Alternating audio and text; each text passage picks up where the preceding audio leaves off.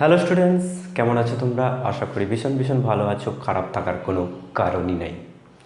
দেখো, আমরা class 12-এর chapter 2-তে রয়েছি। সেই চ্যাপ্টার 2-তে আমাদের টপিক হলো ইউনিট অ্যান্ড মেজারমেন্ট।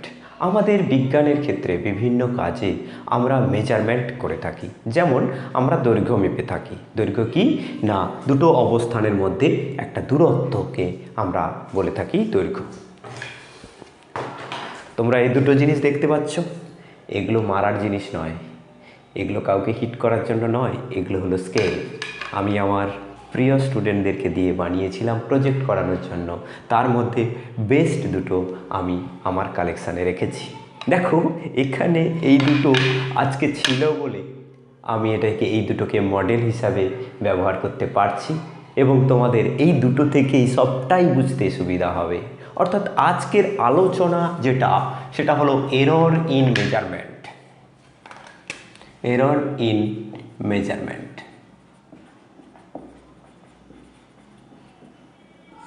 পরিমাপের ত্রুটি। আমরা তো অনেক কিছুই পরিমাপ করে থাকি। তার মধ্যে কি পরিমাপ করে থাকি না, দৈর্ঘ্য পরিমাপ করে থাকি। দৈর্ঘ্য পরিমাপ করার জন্য যেটা লাগে সেটা হলো রুলার বা স্কেল।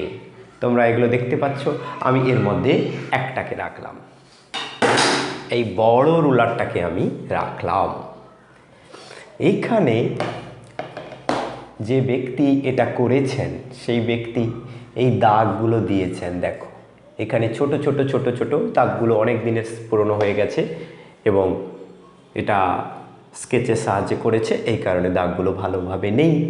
এই যে দাগগুলো দেওয়া হয়েছে সেটা একটা স্ট্যান্ডার্ড মেনটেন করে দেওয়া হয়েছে। এই যে স্ট্যান্ডার্ড মেনটেন করে দেওয়া হয়েছে সেটার জন্য আমাদের একটা নির্দিষ্ট গ্যাপকে আগে থেকে প্রমাণ হিসাবে নিতে হয়েছে। সেই প্রমাণটা আলাদা একটা আগে থেকে ঠিক করা একটা মান, সেই মান অনুযায়ী এখানে দাগগুলোকে বসানো হয়েছে। এই দাগগুলো বসাতে গিয়ে যেটা করতে হয়েছে সেটা কি, এইরকম আঁকতে হয়েছে। এই আঁকাটাকে বলা হচ্ছে ক্যালিব্রেশন বা অংশাঙ্কন। ক্যালিব্রেশন বা অংশাঙ্কন। এবারে কি করা হয়, অংশাঙ্কন করার সময় একটা ইনিশিয়াল পয়েন্টকে ধরা হয়। অর্থাৎ আমি তো একটা কিছু মেজার করছি, এখানে দৈর্ঘ্য মেজারমেন্ট করছি, লেন্থ মেজারমেন্ট করছি। লেন্থটাকে যখন আমি মেজারমেন্ট করব, ধরা যাক এরকম একটা দণ্ডের লেন্থ মেজারমেন্ট করব, তার একটা প্রান্ত ভাগকে আমি যেখানে রাখবো সেটা হচ্ছে স্কেলের ইনিশিয়াল পয়েন্ট। স্কেলের ইনিশিয়াল পয়েন্ট আমি এখান থেকে ধরতে পারবো না, কারণ এখান থেকে ক্ষয়ে যেতে পারে, নষ্ট হয়ে যেতে পারে। এই কারণে একটু দূরে জিরো শুরু হয়, অর্থাৎ ইনিশিয়াল পয়েন্টকে আমরা জিরো ধরে শুরু করি। এখানে যেমন এই ব্যক্তি এখান থেকে নিয়েছেন, এইটাকে উনি জিরো ধরেছেন। তাহলে এখানে স্কেল বা কোনো পরিমাপের ক্ষেত্রে এটাকে আমরা বলছি জিরো বা ইনিশিয়াল পয়েন্ট। জিরো বা ইনিশিয়াল পয়েন্ট। এবার আমরা মাপতে যাব। মাপতে গিয়ে ধরো এই যে রেখাটা বা এই যে রড, এটাকে যদি আমি একটা দণ্ড বলি, এই দণ্ডটার দৈর্ঘ্য মাপতে গেলে আমাকে এই জিরো বসাতে হবে। আর এখানে কত দাগে এসেছে দেখতে হবে। এখানে এসেছে ধরো 13.0 সেন্টিমিটার, এইরকম একটা এসেছে। কথার কথা, এটাই যে 13 সেন্টিমিটার তা কিন্তু নয়, এটা এসেছে। যখন আমি পরিমাপ করতে যাচ্ছি তখন এক্ষেত্রে কি কি ত্রুটি হতে পারে সেই ত্রুটির সম্পর্কে আজকের আলোচনা। কি কি কারণে ত্রুটি হতে পারে? ধরো আমার এই দৈর্ঘ্যটা এতটা, এবার আমি ছোট্ট একটা জিনিসের দৈর্ঘ্য মাপতে চাই যেখানে এর ফাঁক রয়েছে এরকম বড়, তাহলে কি হবে? তাহলে কি এর দৈর্ঘ্যটা মাপা যাবে? কখনোই মাপা যাবে না। এই যে মিনিমাম যে পরিমাপটা করা যাচ্ছে, দৈর্ঘ্যের ক্ষেত্রে হোক, ভরের ক্ষেত্রে হোক, সময়ের ক্ষেত্রে হোক, সব রাশির ক্ষেত্রে যে যন্ত্রটা আমরা ব্যবহার করছি সেটা দিয়ে মিনিমাম কত পরিমাণ মাপা যায়, অর্থাৎ আপ টু যে মিনিমাম ভ্যালু, একটা লেন্থের মিনিমাম ভ্যালু কতটা আমরা ওই স্কেলের সাহায্যে মাপতে পারছি। আমরা আমাদের কাছে যে সাধারণ স্কেল থাকে তাতে আমরা মিনিমাম ভ্যালু 1 মিলিমিটার পর্যন্ত মাপতে পারি, তার নিচে মাপতে পারি না। এখন যদি এই দৈর্ঘ্যটা 0.5 মিলিমিটার হয় বা 0.1 মিলিমিটার হয় তখন কিন্তু আমরা পরিমাপ করতে পারছি না। এই যে সবচেয়ে কম যেটা মাপতে পারা যায় একটা যন্ত্রের সাহায্যে সেটাকে বলা হয় লিস্ট কাউন্ট, সেটাকে বলা হয় লিস্ট কাউন্ট, বাংলায় বলে লঘু গুণক বা লিস্ট কাউন্ট। বাংলায় এটাকে আমরা বলে থাকি লঘু গুণক বা লিস্ট কাউন্ট। এই হলো গিয়ে লঘু গুণক। এই লঘু গুণক কম হলে ভালো, যত কম হবে তত ভালো হবে, আমরা খুব সূক্ষ্মভাবে সেটা পরিমাপ করতে পারব। আর অংশাঙ্কনটা ঠিকঠাক হওয়া চাই। এবারে আমি পরিমাপ করতে যাচ্ছি, পরিমাপ করতে গেলে কি হবে, এই জিরোতে আমার ঠিকঠাক বসালাম না, চোখের দেখার ভুল হতে পারে বা অসাবধানবশত ভুল হতে পারে, তার জন্য এখানে একটা ত্রুটি আসবে। অংশাঙ্কনের জন্য ত্রুটি আসতে পারে, সব রেখাগুলো সমান দূরে দূরে হলো না, তুমি তো এর উদাহরণ দেখতেই পাচ্ছ সামনে। সব এইখানে অংশাঙ্কনের ত্রুটি আসতে পারে, জিরো এরর আসতে পারে। জিরো এরর যেটা বললাম আমি, জিরোতে যদি এটা না ম্যাচ করে সেক্ষেত্রে জিরো এরর বা শূন্য ত্রুটি আসতে পারে। এই সমস্ত ত্রুটি আসতে পারে। এবারে আমি এই স্কেলটা একটা টেম্পারেচার অর্থাৎ একটা উষ্ণতায় এই স্কেলটার দাগগুলো দিয়েছি, সেই দাগগুলো স্ট্যান্ডার্ড দাগ ঠিকঠাক দিয়েছি। এবারে উষ্ণতা চেঞ্জ হয়ে গেল, শীতকালে একরকম হবে, গরমকালে একরকম হবে, কারণ উষ্ণতার পরিবর্তনে স্কেলের দৈর্ঘ্যের পরিবর্তন ঘটবে। স্কেলের ক্ষেত্রে কি হয় না, উষ্ণতা বাড়লে স্কেলের প্রসারণ ঘটে, এই কারণে এই দাগগুলো একটু বেশি দূরে দূরে থাকবে। যেটা এরকম ছিল সেটা ধরো এতটা হয়ে গেল, কথার কথা। সেক্ষেত্রে কি হবে, আমি এত বড় দাগটাকে 1 মিলিমিটার বলছি, যেখানে আমার কম ফাঁকে 1 মিলিমিটার হতো, এখন বেশিটায় 1 মিলিমিটার হচ্ছে, সেখানেও একটা ত্রুটি চলে আসছে। এই সমস্ত ত্রুটি কিন্তু এসে যায় যখনই আমরা পরিমাপ করি না কেন, যে অবস্থায় আমরা পরিমাপ করি না কেন, যে যন্ত্রের সাহায্যে আমরা পরিমাপ করি না কেন, প্রত্যেক ক্ষেত্রে কিছু না কিছু ত্রুটি থাকবেই থাকবে। ত্রুটি ছাড়া পরিমাপ করা সম্ভব নয়। দিস ইজ হোয়াই ত্রুটি or error is so important in our study of measurement. তাহলে পরিমাপের ত্রুটি এইটা যখন আমরা জানছি, এই ত্রুটিগুলো কি কি হয়, ত্রুটিগুলোকে আমরা প্রধানত দুভাগে ভাগ করব। একটা হলো সিস্টেমেটিক আর একটা হলো র্যান্ডাম। কি এই সিস্টেমেটিক ত্রুটি? না, এটা হচ্ছে সিস্টেমেটিক মানে নিয়মিত, আর এটা হলো অবিন্যস্ত।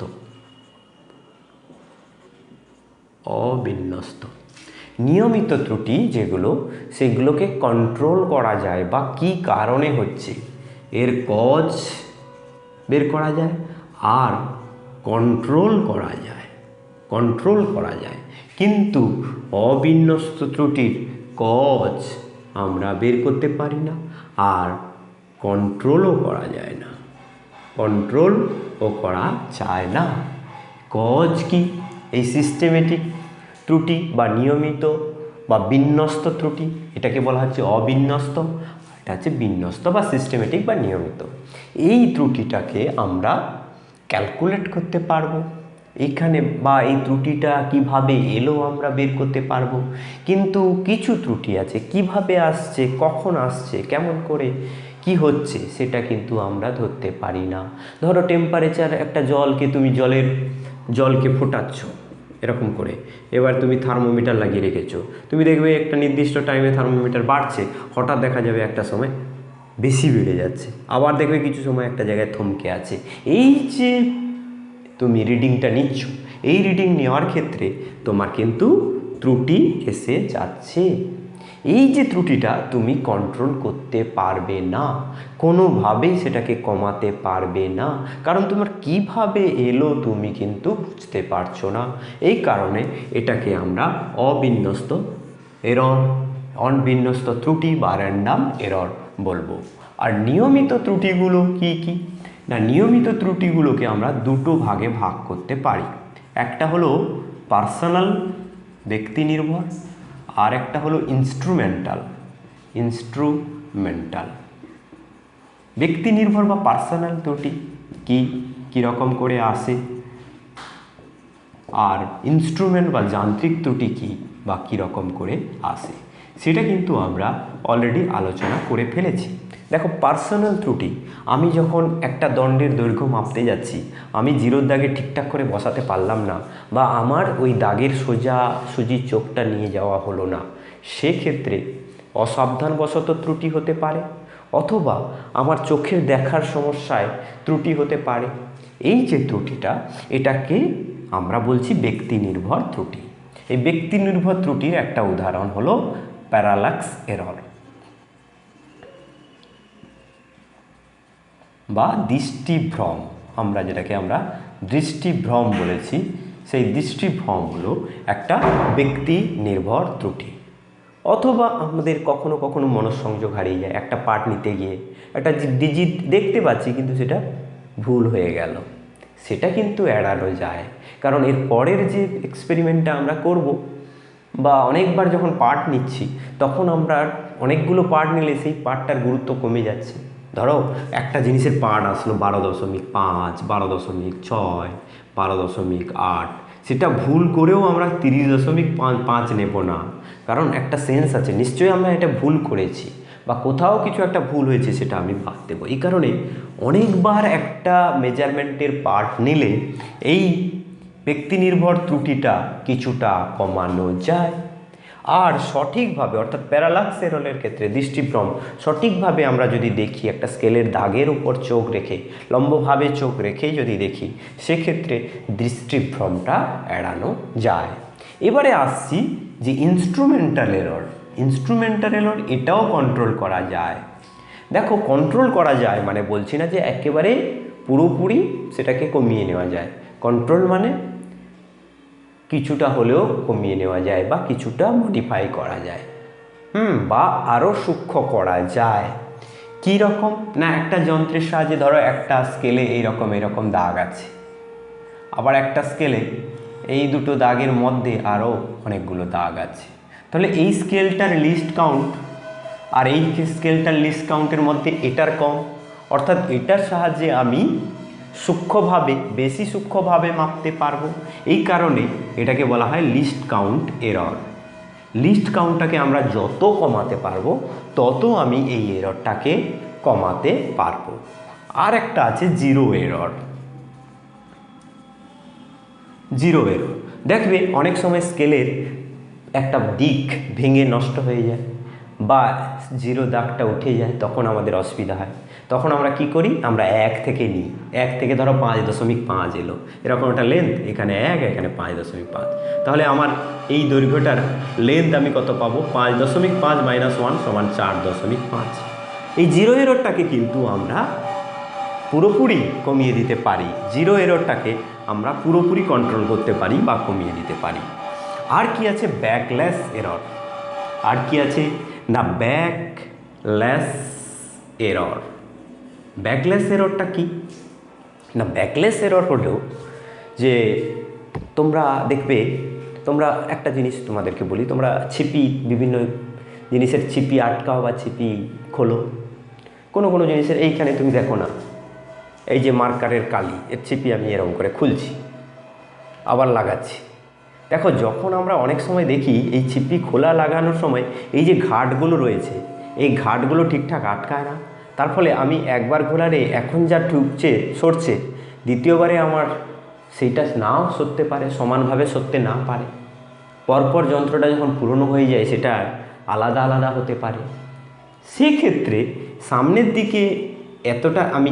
দিকে 2 পাক ঘোরালে যতটা এখানে উঠছে, আর এদিকে 2 পা ঘোরালে ততটা নাও নামতে পারে।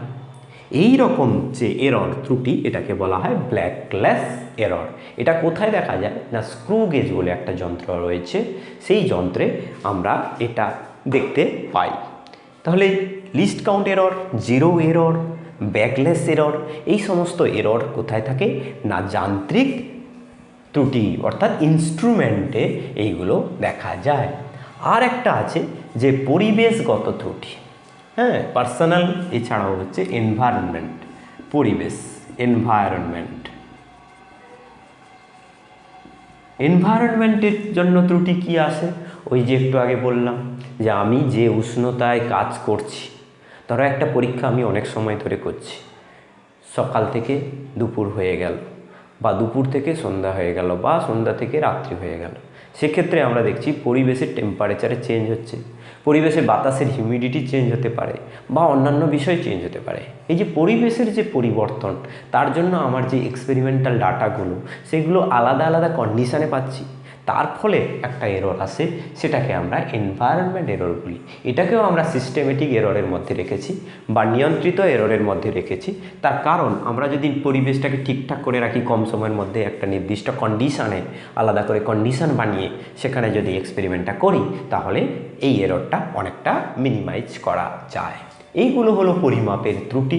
এই পরিমাপের ত্রুটিগুলো তোমাদেরকে অবশ্যই ভালো করে জানতে হবে, কারণ ভবিষ্যতে তোমরা যে ফিল্ডে যাও না কেন, প্র্যাকটিক্যালি তোমাদেরকে ফিল্ডে যেতে হলে, কাজ করতে গেলে তোমাকে অবশ্যই সব জায়গায় কোনো না কোনো ক্ষেত্রে মেজারমেন্ট করতেই হয়। এই হলো পরিমাপের ত্রুটি। এবার পরিমাপের যে ত্রুটি দূর করা, হ্যাঁ, এক্ষেত্রে ত্রুটি দূর করা বা কন্ট্রোল করা, পুরোপুরি ত্রুটি দূর করা সম্ভব নয়, এটা কিন্তু প্রত্যেকেই বুঝতে পারছো। আমি বারবার করে বলছি, একই কথা বারবার করে বললে ভালো লাগে না, এই কারণে এটা আর আমি বলবো না। যে পরিমাপের ত্রুটি দূর করা হচ্ছে, দূর করার সময় আমরা দেখছি যে অনেকটা বেশি দূর করা যাচ্ছে, মানে অনেকটা সূক্ষ্ম হচ্ছে। অর্থাৎ একটা পরিমাপ যখন করতে যাচ্ছি, আমরা যদি সব ঠিকঠাক করে এই যে ত্রুটিগুলো যে যে কারণে আসতে পারে সেইগুলোকে যদি দূর করার চেষ্টা করি, তাহলে সেই পরিমাপটা আমরা বলবো বেশি অ্যাকুরেট। এবার আমার কাছে যে যন্ত্রটা আছে, যে ডিভাইসটা আমার কাছে আছে, সেই ডিভাইস দিয়ে আমি কতটা অ্যাকুরেট পর্যন্ত মাপতে পারি তার একটা লিমিটেশান রয়েছে। যেমন আমি যেটা বললাম, সাধারণ স্কেল আমরা কি করি, ধরো 2.5 সেন্টিমিটার, 2.6 সেন্টিমিটার, 2.4 সেন্টিমিটার, অর্থাৎ আমাদের এখানে লিমিট কত না 0.1 সেন্টিমিটার পর্যন্ত কিন্তু এরর থাকতে পারে। এখানে ম্যাক্সিমাম যে যান্ত্রিক ত্রুটি বা instrumental error, maximum instrumental error এখানে 0.1 সেন্টিমিটার। সর্বাধিক যান্ত্রিক ত্রুটি হলো এখানে 0.1 সেন্টিমিটার। এটা আমি দূর করতে পারবো না, কিন্তু আমি আদারগুলো যদি আমি ওই ইনস্ট্রুমেন্টটা নিয়ে যদি অন্যান্য সমস্ত পরিবেশগত ত্রুটি, পার্সোনাল ত্রুটি, অন্যান্য ত্রুটিগুলো যদি আমি মিনিমাইজ করতে পারি, সেক্ষেত্রে আমার যে রেজাল্ট আসবে সেটা হচ্ছে অ্যাকুরেট রেজাল্ট আসবে। আর কি করব, আমরা একটা এক্সপেরিমেন্টকে যদি বারবার করি, রিডিং নিই, যেটাকে বলা হয় নাম্বার অফ অবজারভেশন যদি আমি বাড়াই, একই আসুক 15.2, 15.2, 15.2, 15.2 আসুক, অনেকবার আমি একটা মেজারমেন্টকে বারবার করলাম, তার রিডিং আমি বারবার রেকর্ড করলাম, তাতে করলে আমার কিন্তু অনেকটা এররের মান কমানো যেতে পারে। হ্যাঁ, তার অ্যাভারেজ নিয়ে নেবো, এই যে ভ্যালুগুলো আসলো এই ভ্যালুগুলো যোগ করে তার অ্যাভারেজ নিয়ে নেব। অ্যাভারেজ নিলে সেটা তার প্রকৃত মান, অর্থাৎ অ্যাকচুয়াল ভ্যালু, একটা দণ্ড, তার দৈর্ঘ্য অ্যাকচুয়াল দৈর্ঘ্য তো আছেই, সেটা আমি মাপতে পারছি না বা আমরা বলতে পারছি না, কারোরই পক্ষে বলা সম্ভব নয় অ্যাকচুয়াল তার দৈর্ঘ্য কত, সঠিকভাবে বলা সম্ভব নয়। কিন্তু আমরা যেটা বলি সেটা হচ্ছে তার দৈর্ঘ্যের কাছাকাছি বলি, আর আমরা বলার সময় চেষ্টা করি কি অ্যাকুরেটলি বলার চেষ্টা করি। সেক্ষেত্রে এই অ্যাকুরেট ভ্যালু বের করতে গেলে আমাদেরকে অনেকগুলো অবজারভেশন নিতে হয়। এবারে একটা ইনস্ট্রুমেন্টে আমি যে যতই অবজারভেশন নিই না কেন, এখানে ম্যাক্সিমাম এরর কত হবে, এই ক্ষেত্রে 0.1 সেন্টিমিটার। এবার আমি স্ক্রু গেজ নিলাম, স্ক্রু গেজ নিলে সেখানে দেখা যাবে সেই ইনস্ট্রুমেন্টে 0.001 সেন্টিমিটার পর্যন্ত মাপতে পারে। এরকম স্ক্রু গেজ আছে যেখানে পরিমাপ করা যায় 0.001 সেন্টিমিটার পর্যন্ত সূক্ষ্মভাবে। সেক্ষেত্রে আমাকে এরকম নম্বর অফ অবজারভেশন বাড়াতে হবে, নম্বর অফ অবজারভেশন 1 2 3 4 5 এরকম অবজারভেশন নিলাম। সেক্ষেত্রে কিন্তু সেটাও আমরা অ্যাকুরেট করার চেষ্টা করব, কিন্তু সেক্ষেত্রে যান্ত্রিক ত্রুটির মানটা অনেকটা কম। সেখানে যান্ত্রিক ত্রুটিটা অনেকটা কম, কারণ এটার যেখানে 0.1 সেন্টিমিটার ছিল, এখানে 0.01 বা এইরকম হয় 0.01 0.001 বিভিন্ন রকম যন্ত্র আছে, হ্যাঁ এরকম হয়। সেক্ষেত্রে এর তুলনায় এখানে কিন্তু যন্ত্রের কারণে ত্রুটি কম হবে, কিন্তু তার মানে এই নয় যে এটাই মাপলে সবসময় এটার থেকে অ্যাকুরেসি কম হবে, তা কিন্তু নয়। আরেকবার আমি রিপিট করছি, এটা হচ্ছে একটা হচ্ছে যন্ত্র 1 আর যন্ত্র 2। যন্ত্র 1 এর লিস্ট কাউন্ট 0.1 সেন্টিমিটার, যন্ত্র 2 এর list count 0.02 centimetre. List count মানে কি, সবচেয়ে মিনিমাম কোয়ান্টিটি যেটা মাপা যায় ওই যন্ত্রের সাহায্যে, সেটাকে তার লিস্ট কাউন্ট বা লঘু গুণক বলে। এবারে আমি একটা রাশিকে মাপছি, ধরা যাক আমি একটা দৈর্ঘ্যকে বলছি মাপছি, তার অ্যাকচুয়াল ভ্যালু, এই দৈর্ঘ্যটার আমি অ্যাকচুয়াল ভ্যালু তো আমি নির্ণয় করতে পারবো না, আমি ধরে নিলাম অ্যাকচুয়াল ভ্যালু হচ্ছে 5.25 সেন্টিমিটার। এবার এই যন্ত্র 1 এর সাহায্যে আমি যখন মাপলাম তখন আমি এটা পেলাম 5.2 সেন্টিমিটার। আর যন্ত্র 2 দিয়ে যখন মাপলাম তখন কোনো কারণে আমি পেলাম 5.001 সেন্টিমিটার। তাহলে কোনটার ক্ষেত্রে অ্যাকুরেসি বেশি হয়েছে? তুমি দেখো এটা থেকে এটা বাদ দাও, 5.25 actual value minus measure value 5.2, তাহলে কী হবে 0.05 সেন্টিমিটার। আর এখানে অ্যাকচুয়াল ভ্যালু থেকে এই মেজারমেন্ট করা ভ্যালুটা বাদ দাও, 5.25 মাইনাস 5.001, তাহলে কী হবে 94, আর এখানে হবে 1। তাহলে এখানে এই ক্ষেত্রে অ্যাকচুয়াল ভ্যালু থেকে ডিফার করছে কত না, এক্ষেত্রে ডেল্টা এল সমান হচ্ছে এটা, অ্যাকচুয়াল ভ্যালু থেকে ডিফার করছে এতটা, আর এখানে অ্যাকচুয়াল ভ্যালু থেকে ডিফার করছে এতটা। অর্থাৎ অনেক প্রিসাইজলি মেজারমেন্ট করছে, অর্থাৎ দশমিকের পরে অনেকগুলো ঘর পর্যন্ত সঠিকভাবে মেজারমেন্ট করে, কিন্তু এর মেজারমেন্ট করার ক্ষেত্রে অ্যাকচুয়াল ভ্যালু থেকে ডিফারেন্স বেশি, অর্থাৎ অ্যাকুরেসি কম। তাহলে আমি এখানে কি লিখতে পারবো, এই দুটো যন্ত্রের সাহায্যে যে মাপা হলো অ্যাকুরেসি এটার বেশি, হ্যাঁ এটার হচ্ছে মোর বা বেশি, আর এটার হলো কম। প্রিসিশন অর্থাৎ কে বেশি ঘর পর্যন্ত মেজারমেন্টটা দিতে পেরেছে সেটাকে আমরা বলি প্রিসিশন।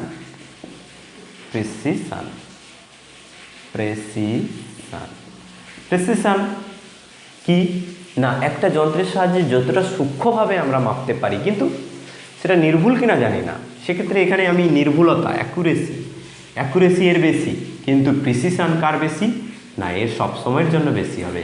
মানে এর তৈরি থেকে প্রথম থেকে যন্ত্র 1 এটা লিস্ট কাউন্ট কত 0.01 সেন্টিমিটার, প্রথম থেকেই অর্থাৎ যন্ত্রটা যখন নির্মাণ করা হয়েছে তখন থেকে এই যন্ত্রতে মাপা, মানে এখানে আমি বেশি প্রিসাইজলি আমি মাপতে পারলাম, এটাই হলো প্রিসিশন বেশি, আর এটার হলো প্রিসিশন কম। তাহলে বুঝতে পারছো যে আমার একটা মেজারমেন্ট করে পেলাম এই যন্ত্র 1 এর সাহায্যে এটা, আর যন্ত্র 2 এর সাহায্যে এটা। এখানে দশমিকের পরে 1 ঘর পর্যন্ত আমরা 1 ঘর পর্যন্ত একটু ভুল হয়ে গেছে, এখানে 001 হবে, এখানে 3টে ঘর আছে, এখানে দশমিকের পরে 1 ঘর পর্যন্ত আমরা সঠিকভাবে মাপতে পারি, সূক্ষ্মভাবে মাপতে পারি, আর এখানে দশমিকের পরে 3 ঘর পর্যন্ত সূক্ষ্মভাবে মাপতে পারি। এই কারণে এই যন্ত্রটার প্রিসিশন বেশি। আর আমি যখন মাপলাম অ্যাকচুয়াল ভ্যালু যদি হয় ধরো 5.25 সেন্টিমিটার অ্যাকচুয়াল ভ্যালু, সেই অ্যাকচুয়াল ভ্যালুর কাছাকাছি কোনটা হলো এটা, তাহলে এখানে অ্যাকুরেসি হলো এটার বেশি আর এটার কম। তাহলে পরিমাপ করে আমি দেখব অ্যাকুরেসি কোনটা বেশি। কোন যন্ত্রে পরিমাপ করছি সেটা বিষয় নয়, কতটা নিখুঁতভাবে পরিমাপ করছি যেটা বোঝা যাবে অ্যাকুরেসি থেকে, অর্থাৎ অ্যাকচুয়াল ভ্যালুর কাছাকাছি যে ভ্যালুটা আসছে। অর্থাৎ তোমাকে পরীক্ষায় দেওয়া হলো, তোমাদের ক্লাস 11 ক্লাস 12 এগুলোতে কী হয়, তোমাদের এক্সপেরিমেন্ট থাকে, এক্সপেরিমেন্ট করতে হয়, স্যারেদের কাছে একটা লেখা থাকে যে এর ভ্যালুটা এত, এবার তোমাকে করতে দেওয়া হলো, সেই ভ্যালুটা তোমাকে জানাবে না, এবার তুমি খাতা জমা দেওয়ার পরে দেখা হবে সেই ভ্যালুটার কাছাকাছি কতটা এসছে। যার একেবারে অ্যাকুরেসি চলে আসবে, অ্যাকুরেট কাছাকাছি চলে আসবে, তার জন্য অ্যাকুরেসিতে তার নম্বর বেশি হবে। সেটাই হলো অ্যাকুরেসি, অর্থাৎ মেজার ভ্যালুটা অ্যাকচুয়াল ভ্যালু, যে ভ্যালুটা আমি পাচ্ছি নির্ণয় করছি এক্সপেরিমেন্ট সাহায্যে, আর যেটা তার অ্যাকচুয়াল ভ্যালু আগে থেকে জানা, সেই ভ্যালুটার সঙ্গে যার বেশি ম্যাচ করবে তার অ্যাকুরেসি বেশি, সেই পরীক্ষাটার অ্যাকুরেসি বেশি। হতে পারে সে একটু কমা যন্ত্রে কাজ করেছে, তাতে কোনো অসুবিধা নেই, সে অ্যাকুরেট পেয়েছে। আর এখানে দেখা যাবে যন্ত্রটা, এখানে সাধারণত এটা হয় না, এটা বোঝানোর জন্য এখানে বলা আছে যন্ত্রটা বেশি অ্যাকুরেটলি মাপতে পারে, কিন্তু তুমি যেটা পরিমাপ করে পেয়েছো সেটা কিন্তু অতটা অ্যাকুরেট হয়নি। এক্ষেত্রে তুমি মোর প্রিসাইজ ওয়েতে এটাকে প্রকাশ করেছো, অর্থাৎ যে ভ্যালুটা মেজার করেছো সেটাকে তুমি 0.3 ঘর পর্যন্ত রেখে প্রকাশ করেছো, প্রিসাইজ ওয়েতে প্রকাশ করেছো। তোমার যন্ত্রটা আরও বেশি সূক্ষ্ম, এই কারণে প্রিসিশন বেশি। প্রিসিশন বেশি হলো এখানে, অ্যাকুরেসি বেশি হতে পারতো, স্বাভাবিকভাবে সাধারণভাবে বেশি হয়, কিন্তু এখানে তোমাকে এই কন্টেন্টে তোমাকে বোঝানোর জন্য এটা বলা হচ্ছে অ্যাকুরেসি এখানে কি হলো, কম হয়ে গেল, কারণ তুমি ঠিকভাবে সেটা মেজারমেন্ট করতে পারোনি। তোমার অবিন্যস্ত ত্রুটি বা পরিবেশগত ত্রুটি, অন্যান্য ত্রুটি, সমস্ত ব্যক্তি নির্ভর ত্রুটি, প্যারালাক্স এরর, এই সমস্তগুলো এসে যেতে পারে, বেশি আসতে পারে। ঠিক আছে, এই সব কারণে এখানে তোমার অ্যাকুরেসি কম হয়ে গেছে। এই হলো অ্যাকুরেসি অ্যান্ড প্রিসিশন, অর্থাৎ মেজারমেন্টের ক্ষেত্রে যেটা ইম্পর্টেন্ট, যেগুলো এরর এবং এররকে কমানোর উপায় আমরা বললাম, যে যান্ত্রিক ত্রুটিগুলো কমাতে পারবো। এছাড়া আমরা অনেকগুলো অবজারভেশন করে তার যে ভ্যালুটা পাচ্ছি সেই ভ্যালুর গড় নিলেও আমরা এরর কমাতে পারি। এরপরে আমরা পরম ত্রুটি, আপেক্ষিক ত্রুটি এই বিষয় নিয়ে আলোচনায় ফিরব। এখন আপাতত এই পর্যন্ত। ভালো থেকো তোমরা, wish you all the best.